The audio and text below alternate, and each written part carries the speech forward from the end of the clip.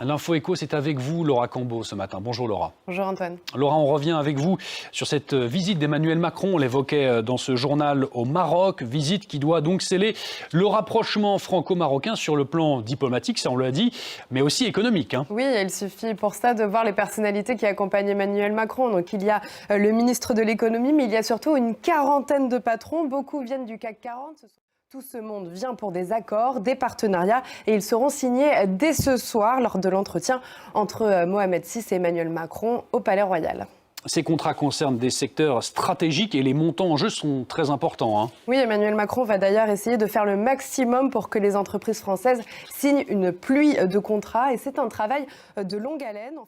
Donc les secteurs concernés sont très nombreux et en tête, il y aura l'industrie, l'énergie et la défense. À l'occasion de cette visite, l'hydrogène vert et le dessalement.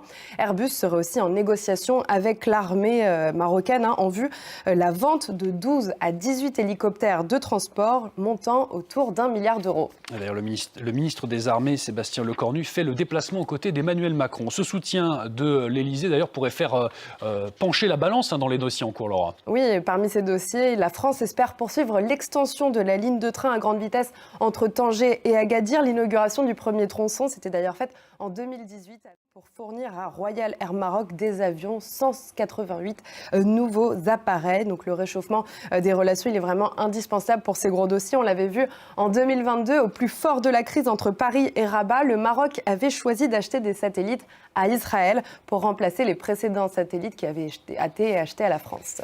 Depuis plusieurs années, la concurrence grandit, vous l'avez évoqué, pour la France au Maroc. Oui, il y a une percée de la Chine, de l'Espagne, les Espagnols qui sont devenus d'ailleurs il y a 12 ans le premier fournisseur du Maroc. Ils ont donc dépassé la France, mais la France reste omniprésente.